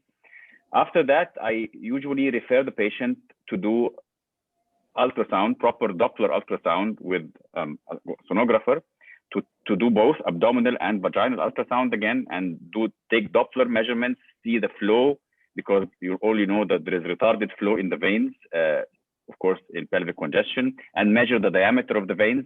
And then after I get this report back, I usually, sometimes I do laparoscopy. If I want to confirm diagnosis, look for adhesions, look for endometriosis. If I have an IUD, sometimes I remove it. So usually the first thing I ask for is ultrasound at my clinic, and then refer the patient to do a proper Doppler examination. Thank you so much, and we thanks again Professor Wongklahan, Professor Raymond Martin-Bo, and Professor Czernouk. And now just one last effort, dear Gafar, from the audience. The question is coming from Patricia Holstein. Do you recommend to continue the treatment of venous active drugs after treating the pelvic varices? And I think it's fundamental, again, to stress out we have no real recommendation for this. It's more everyday practice. Yes, of course, there's no strict guidelines for this. What I do always is I give venoactive drugs like Daflon, of course, at the beginning. And usually I try to give the therapeutic treatment or therapeutic test by giving GnRH analogs or medroxyprogesterone acetate for 6 months. And if this fails, or after I stop this, the pain recurs again, I usually refer the patient for either sclerotherapy or stenting, because we cannot give her this medication for life, of course. I myself do not give antidepressants because of the addiction and everything. So I just give treatment for 6 months. If the patient improves, well and good, I stop and see what happens after that. If she does not improve, or when she stops the treatment, the pain recurs again, I refer to the vascular department for the proper management. Quick question from me, Gafar. How did you perceive this paper of Amin reporting 3% of your patients at the OBGYN office having a thrombosis? Are you going to think about that in the future and change your prophylaxis, or do you think it is? Yeah. It was my first time to read this paper, so I was very amazed by what I read. I think this might change a little bit my practice. I promise you. I think we have a lot to talk about between vascular and OBGYN. Thanks so much for this really first time. It was my pleasure. Having together. It's been, of course, the first time, but there will be for sure many other.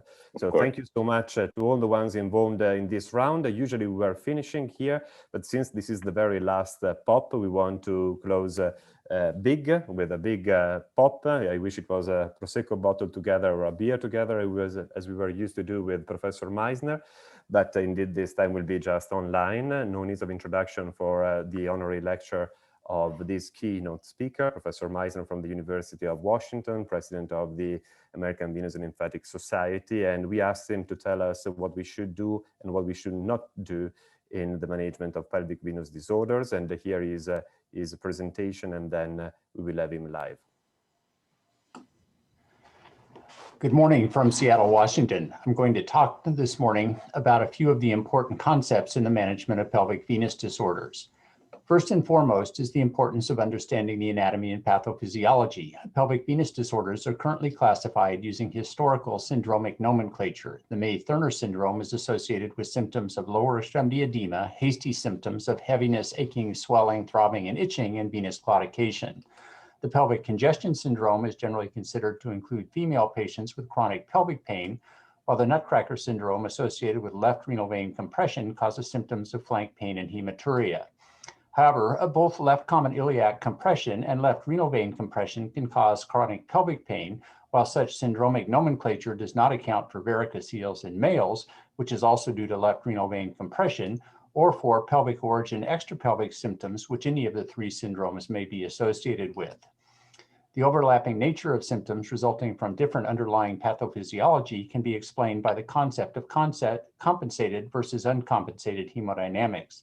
If reflux or obstruction is not compensated by adequate collaterals, increased venous pressure is transmitted directly to the upstream venous reservoir and symptoms occur there, while if compensated by collaterals, pressure may be transmitted to more distal venous reservoirs. Thus, in uncompensated obstruction of the left renal vein, pressure is transmitted directly to the renal hilum, resulting in flank pain and hematuria. Similarly, in left common iliac venous obstruction, if it is uncompensated, pressure is transmitted to the leg, resulting in edema, leg symptoms, and venous claudication. In compensated obstruction, pressure is transmitted to more caudal reservoirs. In the case of left renal vein obstruction, collateral flow via the left ovarian vein transmits pressure to the pelvic venous reservoir, and pelvic symptoms occur.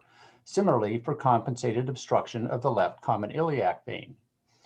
A similar situation applies to reflux. In uncompensated reflux of the left ovarian vein, pressure is transmitted directly to the pelvic reservoir, as it is in the case of uncompensated reflux of the left internal iliac vein, and pelvic symptoms result. However, if pressure is decompressed via the pelvic escape points, as in the case of compensated reflux, we get symptoms in the leg rather than in the pelvis. Based on this understanding of pathophysiology, it is clear that we need to move beyond the alphabet soup of misleading historical nomenclature, which has led to inaccurate diagnosis, poor treatment outcomes, and denied reimbursement. With this in mind, an international working group on pelvic venous disorders has developed the Svp Classification System, standing for Symptoms, Varices, Pathophysiology, which is very much analogous to SEEP for the pelvis, which became available online last week, and we should abandon the historical syndromic nomenclature in favor of this new, more logical classification system. Secondly is the importance of performing a complete evaluation. Rather than relying only on non-invasive imaging studies for the diagnosis of pelvic venous disorders, it is critical that a thorough evaluation, including a detailed history, physical examination, and ultrasound be performed.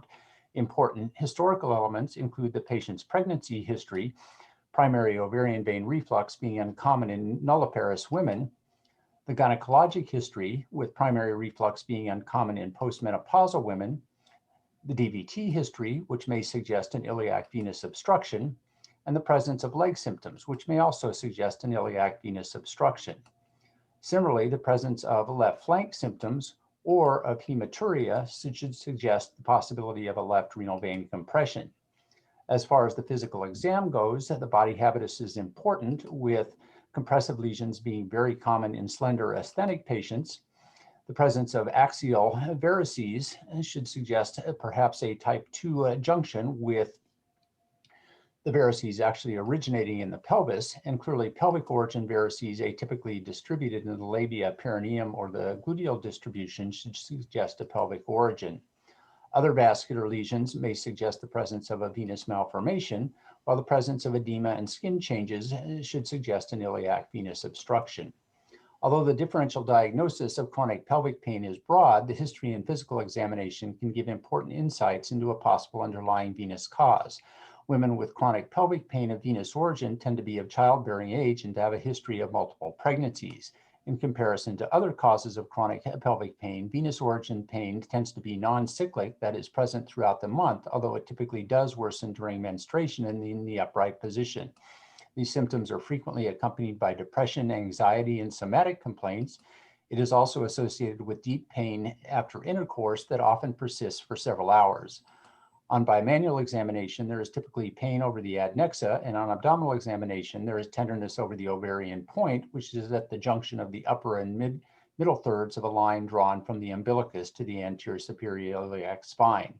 The combination of prolonged postcoital ache and tenderness over the ovarian point has been reported to be 94% sensitive and 77% specific for venous origin chronic pelvic pain. Finally, the initial examination must include a detailed pelvic venous ultrasound, which evaluates obstruction in the left common iliac and renal veins, reflux in the ovarian and internal iliac veins, and in the pelvic venous reservoir. Although a pre-interventional ultrasound serves as a guide, it is very important to have a defined approach to definitive diagnosis and treatment. This includes a complete venographic evaluation of the pelvic circulation, including an assessment for any obstruction of the left renal or common iliac veins, an evaluation for venous reflux in the axial veins, including both ovarian and both internal iliac veins, with balloon occlusion venography being particularly valuable in assessing reflux in tributaries of the internal iliac veins and pelvic escape points. Once the correct pathology has been identified, treatment should involve initial treatment of hemodynamically significant venous obstruction, which does not simply imply evidence of anatomic compression by intravascular ultrasound alone. Complete treatment of the pelvic venous reservoir using foam sclerotherapy instilled below an occlusion balloon placed in the distal ovarian vein or distal tributaries of the internal iliac veins. And finally, mechanical occlusion of the refluxing ovarian vein trunks. I prefer a sandwich technique with foam sclerosant instilled between coils. With respect to the extent of embolization, some investigators have treated only those venous trunks with clearly demonstrable reflux, while others have routinely treated both ovarian and internal iliac veins regardless of the presence of reflux. Although the majority of series have treated the left ovarian vein, which is by far the easiest to cannulate, treatment of the right ovarian vein has varied between 4 and 96%, while many authors have not even bothered to look at the internal iliac vein. This variability is clearly far greater than can be attributed solely to anatomic variation and clearly affects outcomes. Ascuto reported that 36% of patients failed to improve or worsened if refluxing internal iliac veins were not treated, while others have suggested improved results with bilateral ovarian vein embolization. The tendency towards poor outcomes with incomplete embolization is due to the extensively interconnected venous plexuses of the pelvis. There are 3 venous plexuses of primary importance in the female pelvis: the ovarian plexus, the uterine plexus, and the vaginal plexus. The ovarian plexus communicates with the uterine plexus through the broad ligament, but also communicates with the veins of the round ligament. The uterine plexus communicates with the vaginal plexus, as well as through the uterine vein with the internal iliac vein, and also across the pelvis through the arcuate and myometrial veins. Isolated treatment via the left ovarian vein can leave many of these varices and communications intact. Thus, one commonly sees residual right pelvic varices remaining after left ovarian vein embolization and residual internal iliac varices after ovarian vein embolization. This is why complete treatment of the pelvic venous reservoir and all refluxing axial pelvic venous trunks is important. In summary, don't rely on historical concepts and syndromes, but do learn the anatomy and pathophysiology and use the SVP instrument. Don't rely only on imaging studies for diagnosis, but perform a complete evaluation, including history, physical examination, and ultrasound. Don't rely on non-invasive imaging alone for treatment, but perform a complete venographic evaluation. And don't treat isolated anatomic findings, but completely treat the pelvic venous reservoir and all obstruction or refluxing venous trunks. Thank you very much for your attention today. And we deeply thank Professor Meissner, and indeed, since this was the final honorary lecture, we will give the honor to Georgia, who honored us in sharing this educational trip to make the related questions. Zaza and Mark, please enjoy your session. Good evening, Mark. Really, it's a completing presentation for our webinar and our project. Thank you very much, and it's my great pleasure that all questions will come from Georgia. Now, I have one small question, Mark. What is protocols of the management of pelvic venous disorders, formerly pelvic congestion syndrome, are categorized that the necessary condition for legal diagnosis of pelvic venous disorders is to exclusion of other pelvic pathologies. How much do you agree with this view? Thank you for the question, Zaza, and good morning, everyone. I completely agree that, the management of pelvic venous disorders should be a multidisciplinary management. It doesn't involve just phlebologists or vascular surgeons, but should include a gynecological evaluation, because oftentimes, even with the pelvic varices, there's multiple overlapping pelvic pain generators frequently in the pelvis, and those need a thorough gynecologic evaluation. If you look overall, about 10% of ever pregnant women will have varices in their pelvis on imaging studies, and the vast majority of those are asymptomatic. The problem is determining which of those varices are symptomatic versus which are due to other pain generators in the pelvis. And at least for me personally, I have difficulty separating that out, and have to involve allied personnel such as our gynecological colleagues. I think the importance also of, this is a chronic pain disorder and can't be relegated just to intervention. That's sort of a marker of transition from an acute pain disorder to a chronic pain disorder, is that many of these things, many of these symptoms don't respond completely to intervention on the pain generators. So therefore, I think it is important to also address issues such as central sensitization and things, and it's important to involve other colleagues such as pain specialists who can address more than the pain generators, but the central sensitization. So in summaries, I entirely agree that this is a multidisciplinary approach that needs to consider other things besides just pelvic varices that are seen on an imaging study. Okay, thank you, Mark. And for this reason, I want to introduce Dr. Marina Shikhashvili, who is from Georgian Association of Family Doctors and the leading expert to all the important projects in Georgia in the field of primary health care. Marina? Marina? I don't see her. Yeah, it's my fault. Greetings to everybody. Thank you for inviting me to this webinar. And also thank you very much for this interesting presentation. As Zaza mentioned, I am a family physician, and my question is about the role of family physicians in the management of pelvic vein disorders. Pelvic congestion syndrome is a common problem in primary care, but family physicians are less involved in management this type of patients and refer them to other specialists. Considering the multifactorial etiology of this problem, the family physician can ensure coordinated management of the problem through a multidisciplinary approach and the coordination of the services of different specialists. Also, they might inform patients about existing methods of treatment. This required need to have a defined competency framework. At what extent can family doctor manage chronic pelvic congestion syndrome, and what are the criteria for the referral to specialized care? Thank you very much. Thank you, Dr. Shikazabili. That's a really excellent question, because I think, as I covered in Zaza's question, this really is a multidisciplinary approach. And oftentimes in the end, because this is a chronic pain syndrome, the long-term management falls to the family doctor, who oftentimes is adept at managing medications and things, as well as the psychological aspects of chronic pain.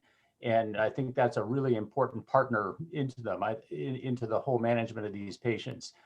As far as when to refer in the diagnostic workup, I think the important thing is for the family physician to recognize those elements of the history and physical that may imply a venous origin to the pelvic pain. And it was some of the things I talked about in the talk, particularly, the combination of chronic non-cyclic pelvic pain with a prolonged postcoital ache, as well as adnexal tenderness on a vaginal examination and tenderness over the ovarian point. And that should maybe prompt, at least as an initial study, an ultrasound, and whether that's transabdominal or transvaginal. I think it depends on your local expertise. I think transabdominal ultrasound perhaps better identifies all potential sources, but does miss some of the imaging of the precise pelvic venous plexuses and the internal iliac tributaries, which I think transvaginal ultrasound excels at. I think in the United States, part of the problem with transvaginal ultrasound, it's often performed in gynecologic offices that don't really focus on the venous structures, so it can be missed unless you have a capability that whoever is doing the study really is focusing on the venous structures, in which case it can be an excellent study as well. So I think that's the importance of the primary care doctor is understanding which elements of the history and physical and examination are suggestive of a venous cause, perhaps pursuing an ultrasound to confirm that. And then for the long-term management, for if there's an incomplete response to treatment, is very important to have a primary care physician involved. Okay, thank you very much, Mark. And I also want to introduce Professor Nicholas Kindraya, who is the head of obstetric and gynecology department in Tbilisi State Medical University. Nico? Yes, well, hello, everyone. First of all, thank you very much for inviting me to this interesting meeting. And thank you, Professor Meissner, for this perfect presentation. I have just a small question. Are there any special recommendations for antenatal care providers, how to manage patients with pelvic venous disorders during pregnancy? I don't think so, necessarily so. I don't think it should necessarily alter the prenatal care. If it is from a primary venous cause, that is primary ovarian vein reflux or an iliac obstruction, it shouldn't affect that much. I think the one caveat to that is there are patients that we rarely see, once every 5 or 6 years, who the primary cause of their pelvic pain is a congenital venous malformation involving the pelvis. And those patients who may have extensive involvement of the pelvis, and particularly if a cesarean section is involved, I think that is the one patient population that perhaps should have some treatment prior to pregnancy is those with extensive venous malformations of the pelvis, not patients with iliac obstruction or primary reflux, because I think those can be managed just with usual antenatal care. I usually do caution patients that probably their symptoms will be worse after a pregnancy, but that shouldn't contraindicate it because that can be managed with it. I hope that answers your question.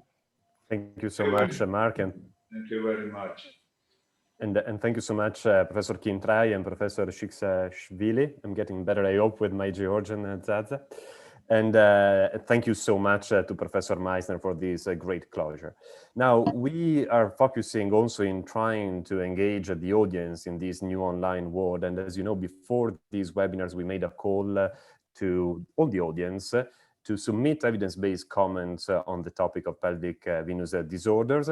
So these are the 3 selected ones from the previous webinars, and they will all enjoy the opportunity to present their evidence-based comments at the Winter Dubai meeting in 2022. And there will be also one who will enjoy a free registration that has been considered the best evidence-based comment. And it's my pleasure to announce that it is Dr. Preeti Sharma from Hyderabad, India, winning with her comment, pelvic venous disorder scenario in the real world. So we look forward for seeing them live in Dubai. And now the wrap up, the really final wrap up. It's time exactly now to close the POP initiative, but not before having the take-home messages from the 2 honorary chairs, Professor Liu NC from Malaysia and Professor Whiteley from the UK, starting with Professor Liu NC from Putra University. Hi, this is Dr. Liu. I'm from Malaysia. Thank you for the precious 3 minutes. I have 3 questions before I do a summary. Number 1, where does this pelvic venous reflux originate? Number 2, what is the equivalent of gator area in pelvic venous disorder? Is it on the ovary, on the uterus, on the pelvic wall, or is it all of them? And how does the body compensate for the pelvic venous hypertension? So I hope to seek answers from those lectures that I heard. To start off, Dr. Kilnani, as usual, his slides are very meticulous. He spoke to us on classification and consensus, and he advised that we should actually use this symptom, varices, and pathophysiology classification and not just based on symptoms alone. And I think this is really important. And he answered part of my question of the origin of this reflux. You can divide into 3 zones. It's from the renal, from the gonadal and pelvic venous plexus, and it could come from pelvic organs and extra pelvis. Mansilha spoke to us on the role of venoactive drugs and graduated compressive stocking. He mentioned that the venous hypertension, whether in the pelvis, in the lower limb, is probably the same. It's due to this white cell causing this inflammation. And he mentioned that in the UIP consensus, early enhancement of venous tone with MPFF may restore pelvic circulation for patients with pelvic congestion syndrome. However, the role of a graduated compressive stocking in pelvic venous disorder is still controversial. Gafar gave us a very balanced view on this venous disorder and family practice. And she answered my question of the target organ because she did mention that chronic pelvic pain associated with cystic ovary and large uterus, thickened endometrium, and also endometriosis. And she cautioned that one should follow diagnostic criteria using duplex scan, that ovarian vein should be more than 5 millimeter. This gives a positive predictive value of more than 80%, and there must be demonstrable reverse flow. There's also dilated periuterine and myometrial veins, and one should use a systemic approach to treatment, maybe starting with some counseling and hormonal therapy, and then go on to perhaps some kind of endovenous therapy. Mark Meisner, well, as usual, he gives a very authoritative account of the do's and don'ts. And he did mention that May-Turner syndrome and Nutcracker syndrome are certain things that we have a good understanding of. However, pelvic venous disorder is still in a bit of gray zone. And I like the way he mentioned that compensated and uncompensated hemodynamics, which I think we should think about this. And more importantly, he mentioned that in patients with chronic venous pain, a third of patients are due to endometriosis, a third of patients are due to pelvic venous disorder, and a third is due to PID, ovarian cysts, etc. And so one should make a definitive diagnosis before embarking on any intervention or any treatment. With that, I thank you very much. And we deeply thank Professor Liu, and now we fly to UK for the take-home messages of Professor Whiteley. Thank you, Sergio, and the whole team that made today possible. It's been a fantastic day discussing pelvic venous disorders or pelvic congestion syndrome, and I'm delighted to have been asked to be part of the summing up of this great event.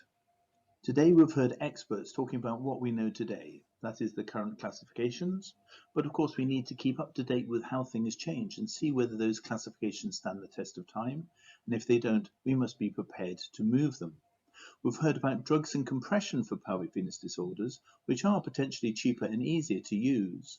But if this is a venous pathophysiology, it might be the same as leg varicose veins, and they might end up having a limited place compared to other treatments.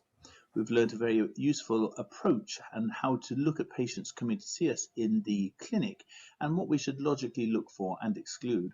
And we've heard some do's and don'ts as well, including a personal view of venography, which is open for some debate, but also the development of the new Svp tool that's now available. So that's what we know today, but tomorrow, what is it we need to know? What is it we need to be looking for? Well, of course, first, now that the Svp tool is available and there's an app you can get it on, we need to all use it so it can be assessed and we can start feeding back as to how useful it is and how it can best be modified. Also, we need a far better understanding of this condition, and this is where research really needs to push forward. We need to know the difference between reflux and obstruction in pelvic veins and also in patients who have both. The fact that obstruction seems to range from about 2% in some papers to 40% in other papers means that the diagnosis is very suspect at the moment, and we need to really get to terms with how to diagnose this. We also know that when we relieve the pathology we think we've found, generally about 80% of people improve, but most studies still have a resistance to about 20% of people, and this means there's something missing in our understanding and treatment at present. Also, what is the role of the internal iliac veins?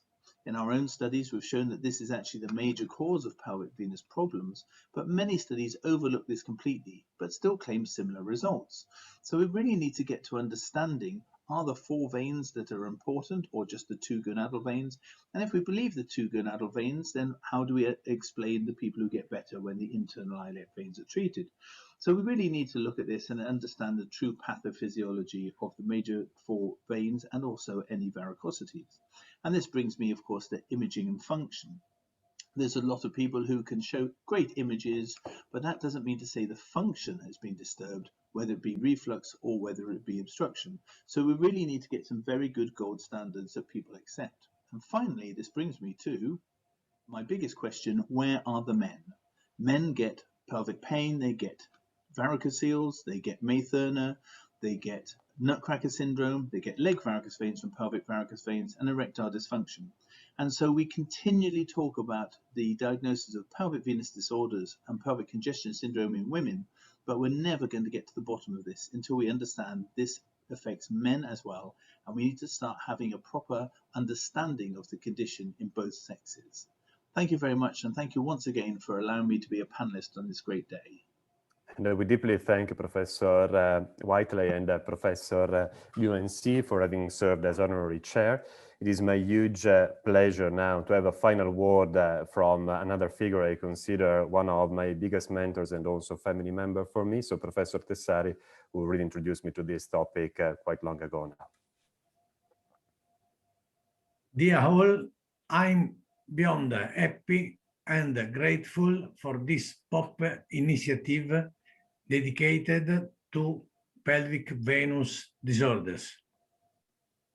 It's a condition already my mentor Bassi was teaching me about, yet it remains forgotten as for the title of a recent publication on the topic.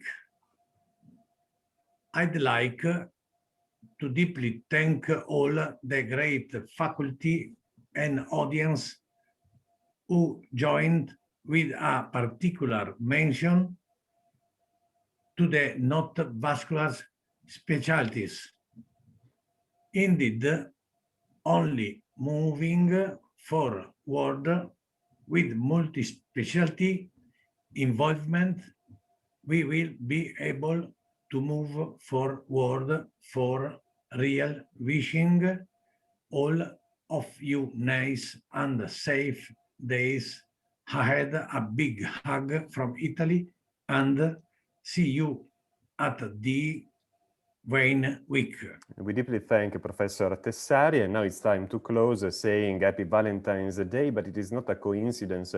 We decided to close POP on this day because, as we have said multiple times, everybody knows about the male varicocele. Basically, no one knows about the female varicocele, so it's time to love both men and females in the same way. For this reason, we will close also with a greeting from the Bwin Gender Equality Committee Chair, our Valentine, Valentina Noce, a dear friend of many of us. Dear all, I'm Valentina Noce, Bwin Foundation Gender Equality Committee Chair, and with this small video on behalf of the public, I'd like to deliver my big thank you to all the great international health professionals who took part in the POP initiative, increasing awareness on the important and still too much underdiagnosed pelvic venous disorder topic. Wishing you nice and safe days ahead. I look forward for being all together in person at the upcoming Big Winter Dubai meeting. Ciao! And we thank you, Valentina. We thank her for representing all the public, basically, because it's pretty impressive what we have heard today. We are talking about numbers with pelvic venous disorders. They are similar to back pain and asthma. Everybody knows about them, but not about chronic pelvic venous disorders, for which I remind you, we have an educational page where you can access and enjoy also educational questionnaires dedicated to the topic in multiple languages. They are revisions of the literature. Whenever you are flagging true or false, you are going to have the article popping up and showing you the answer, even in Georgian, and telling you how you are scoring based on the average. There will be a raffle prize among all the ones who will do this questionnaire that will be attending one of the Bwin events. This is a nice amarcord, we say in Italian, so a nice memory from the past when we were together in person. This was in Albarella Island, this was on the Alps, and good luck to Cortina, who is now celebrating indeed the World Ski Championship. We look forward for landing once again in person all together in Dubai for the opportunity provided by the Universal Expo to connect experts to properly inform patients, particularly on the topic of fake news, as per this paper that is showing that up to 40% of the medical websites are reporting fake news. So you can report, eventually encounter the fake news also in venous and lymphatics in this website. I deeply thank all the societies involved in this group effort that will lead to the creation of a Delphi consensus presented indeed during the Universal Expo. But as always, I'd like to finish thanking the ones we usually don't see in these major group efforts. So particular thank to Erika Menegatti, our PhD, for working with us, Khaled for making everything possible, our Gabi for the Latin America interaction, and of course, the Latin American and Africa interaction with the Latin American friends.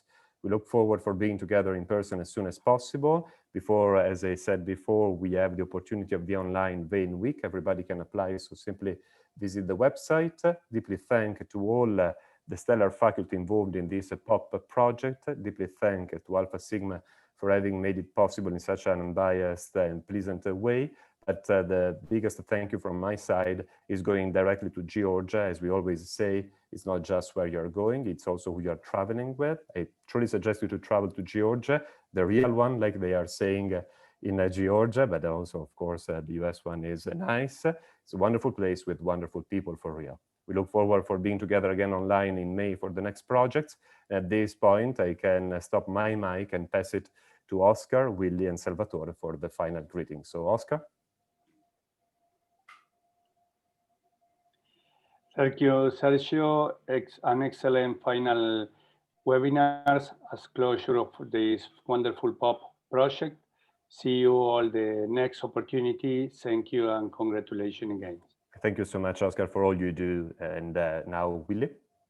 Thank you all for being with us. Happy Valentine. Good morning, good afternoon, good evening. I see you next time. Thank you so much. And it's right that we finish with this wonderful image of the Georgian terrace and with the Georgian now brother Zaza Salvatore Lazzarashvili.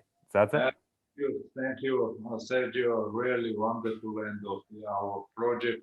And thank you to you, to Willy, to Oscar for your friendship and for cooperation. Also, many thanks to stellar faculty for these wonderful lectures and presentations. And I want to announce that by the decision of Georgian Association of Angiologists and Vascular Surgeons, all members, or all faculty, all members will receive the memorable medals. And also special thanks to our sponsor, Alpha Sigma company, for this invaluable support. And this project is finished, but we continue our activity, and I hope that we very soon again see together and during the Rain Week. And it's very important information that Italian Board of Physicians and Dentists officially announced their participation in this project. Thank you to everybody, and Madlut da Momol Shepedramde. Bye. Thank you so much, and see you online, and stay safe. Thank you, everybody. Thank Ciao. you. Ciao a tutti.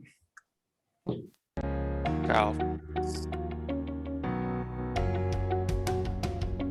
Thank you. Bye. Ciao, ciao. Ciao. Thank you, guys. Ciao.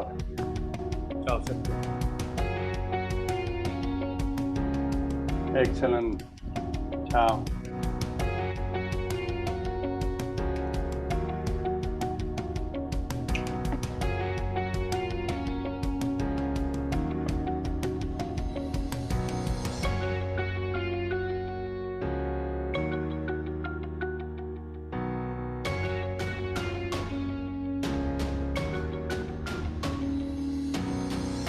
Dear all, it is great honor for me to have such unique opportunity to appeal to you directly through this Vein Week.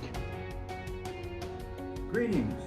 It's a real pleasure for me to be asked to present to all of you around the world, wherever you are, about the call to action for Vein Week. Having a leg wound means never having a good day, but by working together, the Leg Club and Women Foundation seek to raise global awareness and improve prevention of venous and lymphatic health problems by supporting the International Health Awareness Week.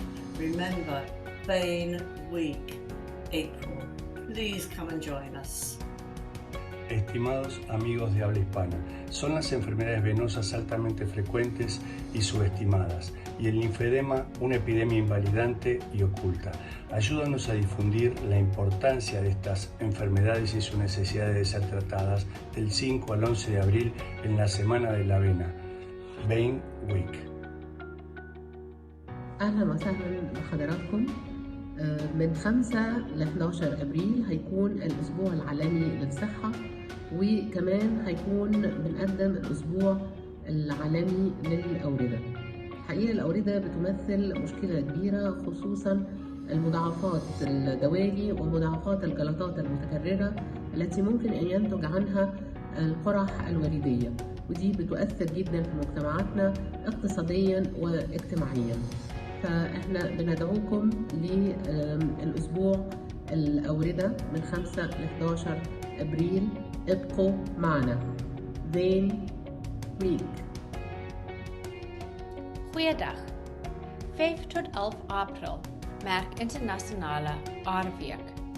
Ons hoop om bewustheid te skep van diep aardtrombose, bekkenare wat pyn in vrouens veroorsaak, en geswelde bene van die swak erkende toestande van limfedeem en lipödeem.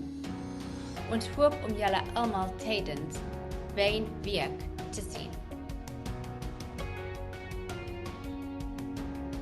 Halo, saya Dr. Liu daripada Malaysia.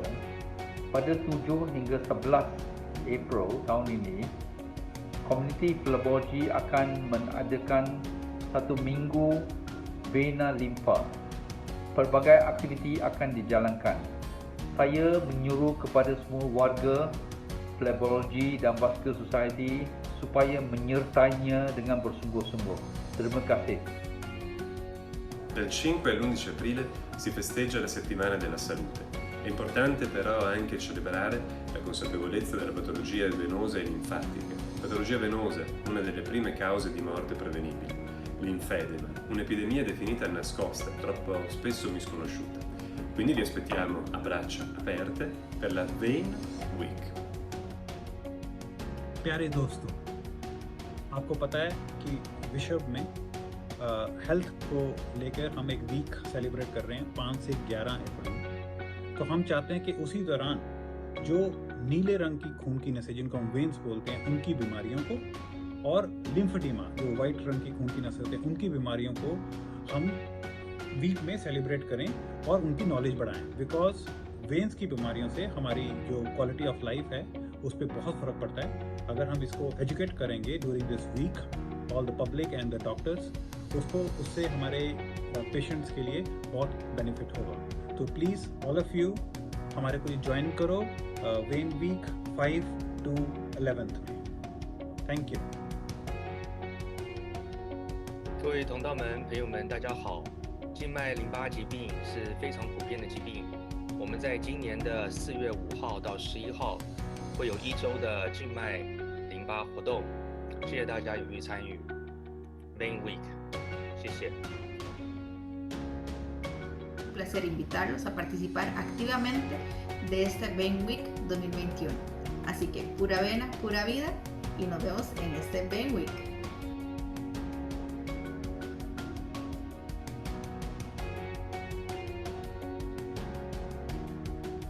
We deeply thank all the ones who are still here. I see 183 people are still with us, and so we can announce that there will be soon a French version, thanks to our Queen Pauline, who will send us the French version together as the Portuguese version from Professor Mansilla. So thank you so much all. We'll see you at Vein Week. See you. See you soon. Thanks Ciao. again. Oh, we need Ciao, also Willy. the Georgian version, by the way. Yeah? Ciao, Pauline. Ciao, Sasa. Ciao, Pauline. Thanks again, everybody. Ciao, ciao. Ciao, Pauline.